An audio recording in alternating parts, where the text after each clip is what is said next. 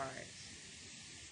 So our hue is going to be our Parma Violet and Violet. We're going to use the white to show the highlight and light source. And then we have our cool colors. Remember, the cool colors are blues, greens, yellows, and violets. So I have my true blue, my indigo blue, my violet blue, and my dark green. So we're going to lay down, remember we're going to lay down our cool colors first. And like I mentioned before, if you're having difficulty doing circular lines, you can do what's called scumble. So you're moving, no pressure, but you're moving your pencil in small circular movements, and that's going to help you get that natural, subtle, smooth gradation. Remember to hold your pencil differently too. Hold it further away from the tip of the color pencil, and that will give you less control. So I want to keep this area, wherever there's a highlight, I'm going to not put down any color or make it light, like we did in the value scale. Remember we did one light coat? We also want to leave it white of the paper, because if you lay down pencil underneath, it's going to be hard to get that out.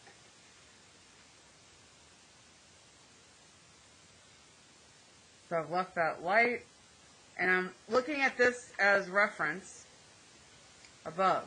So if you notice, the shadow starts to increase, the value gets darker along the edges.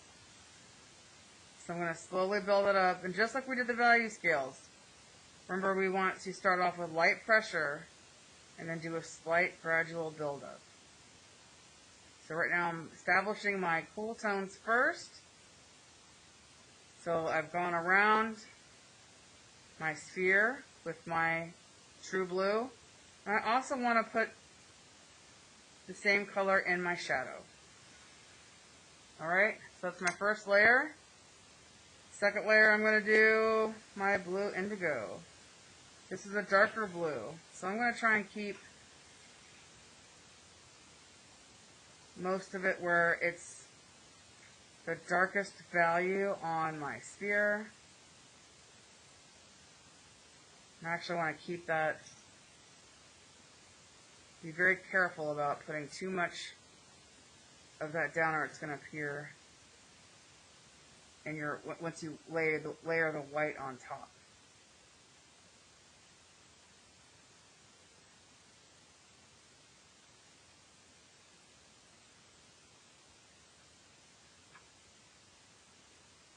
So the shadow kind of runs along the edge very slightly, so I put a little bit around that edge.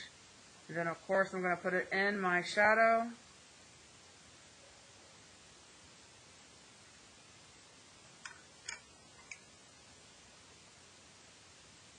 Next one I'm going to do is my blue violet. This is actually a combination of blue and violet, which is beautiful. And this is going to help me establish most of that color. Don't forget your shadow. You can also apply more pressure in your shadow because it's going to be darker.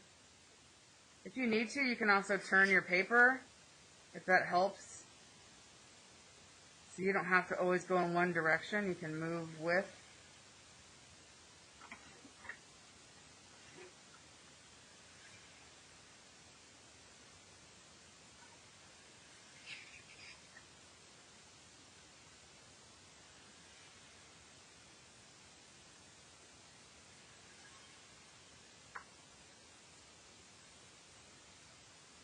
And the goal is, I know a lot of you are practicing this is the first time doing this type of shading. So I always try to, practice my blending skills, how I apply the color. I want to avoid, I'm not really using my eraser that much because I'm taking the time, slowing down, making sure that the mark making is more intentional, and I'm trying to match the value, the level of the value. And that's why we're practicing first, so that you get better results in the end and you're happier with your work. Alright, so I got my main. I can always keep building it up if I want to make it darker.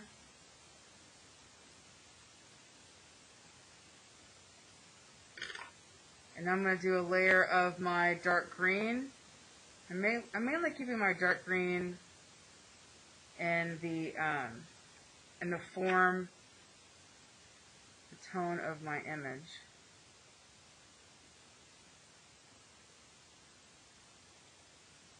And shadow.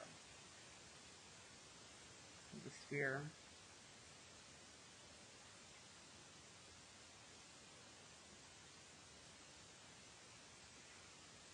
See how that's helping my sphere darken on those edges. Bringing that tone in.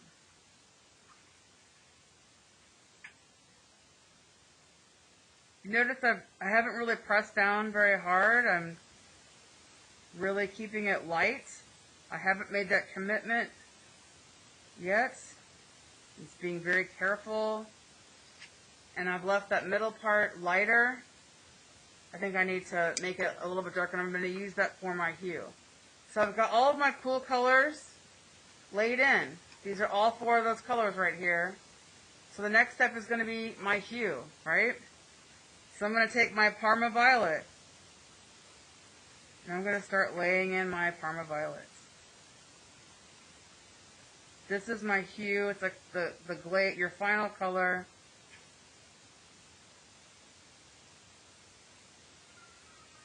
What do I call it? Glazing. Just like a painting.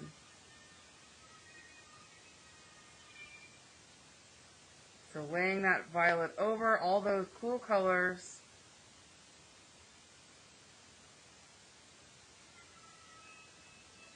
They're just it's making it my violet richer.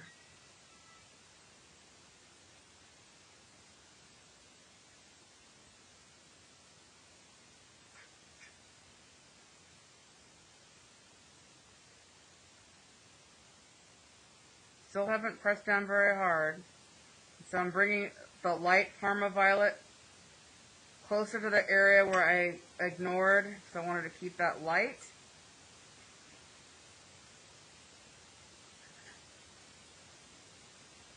See how I'm making that air opening smaller, but it's a very gradual. I'm trying to avoid making like a ring shape. A lot of people do this, and you can see it's a really intense highlight. I'm trying to keep that soft.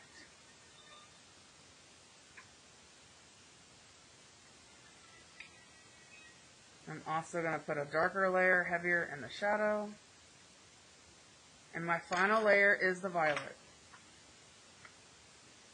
So of course, along the edges,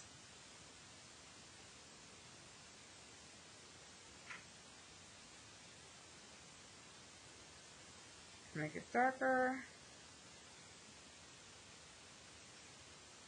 and then lighter towards the center. And that's how you get color established.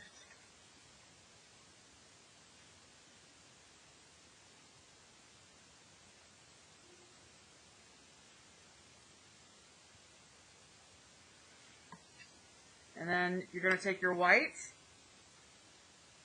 and we're going to get that highlight blended in.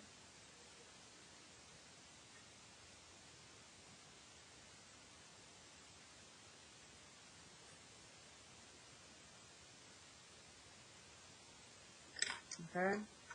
You can keep going back with the Parma Violet that's lighter. And I can push down. If you want to burnish it and make it look smooth, you can come back in with that Parma Violet and increase color ratio. It's all about ratios. And the more practice you get, the better.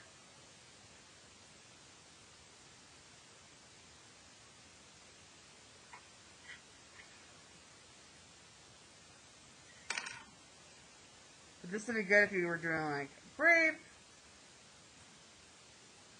violet colored candy, anything like that. So you can still see the cool colors underneath, but the glaze of the Parma Violet and the violet are right on top.